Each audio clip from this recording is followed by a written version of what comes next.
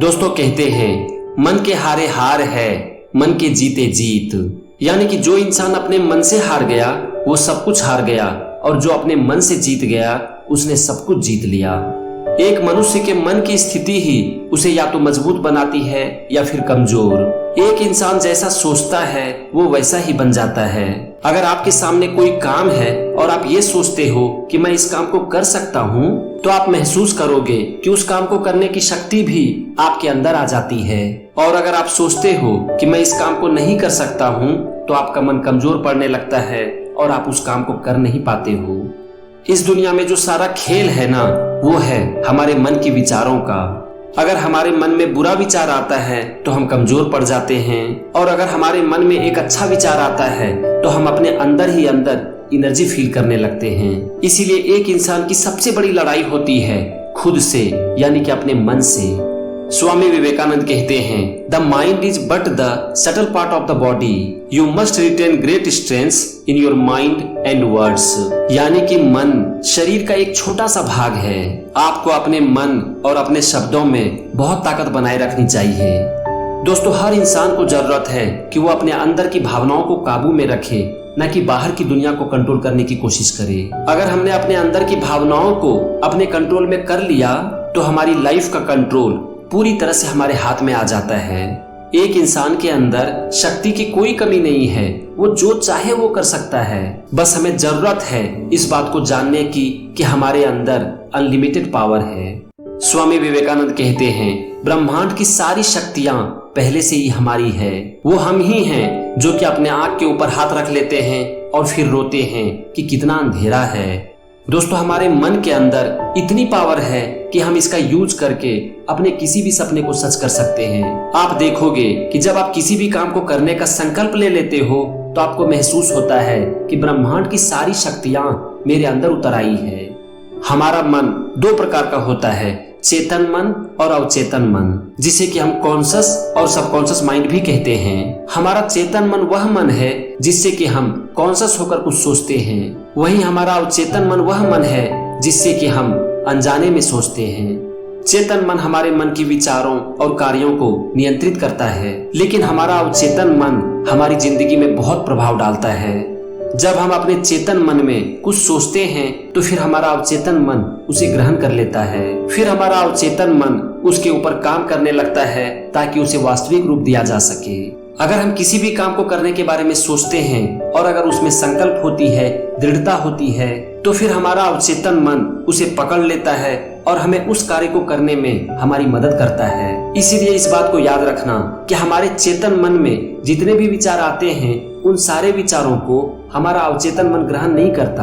हमारा अवचेतन मन किसी भी विचार को तभी ग्रहण करता है जबकि उसमें एक विश्वास हो। इसलिए आप देखना कि जब भी आप किसी भी काम को पूरे विश्वास के साथ करना चाहते हो तो फिर वो काम आपके मन में घूमने लगता है।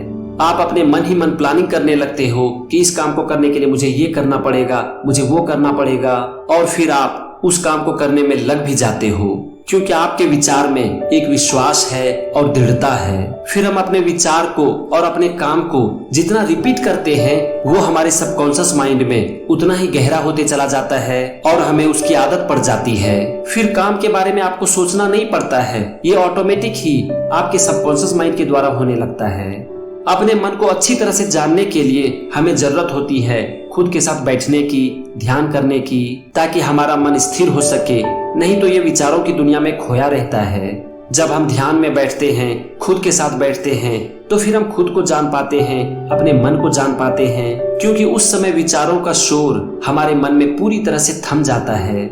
जब हमारे मन में विचारों का शोर थम जाता है तो फिर हम सोचने लगते हैं कि मैं कौन हूँ, मैं इस धरती पर क्यों आया हूँ, मैं अपनी जिंदगी से क्या चाहता हूँ, मैं अपनी जिंदगी में कहाँ जाना चाहता हूँ, मेरी लाइफ का पर्पस क्या है। ऐसे ऐसे विचार हमारे मन में आने लगते हैं। उसके बाद हम अपने मन की शक्तियों का उपयोग करके अपने लाइफ के पर्पस को पूरा करने के लिए अपने काम में लग जाते हैं, और इसमें हमारी मदद करती है हमारा अवचेतन मन। जो इंसान अपने जीवन से निराश हो गया है उसे खुद के अंदर झांकने की जरूरत होती है। उसे ये जानने की जरूरत होती है कि मेरी समस्याओं का कारण क्या है, मैं क्यों इतना परेशान हूँ, क्या मेरी समस्याएं इस दुनिया की सबसे बड़ी समस्याएं हैं? क्या मेरी समस्याओं का कोई समाधान नहीं है? जब एक इंसान अपने मन से इस तरह से बातें करने लगता है तो उसके सामने समस्याओं के समाधान के सारे रास्ते खुलने लगते हैं।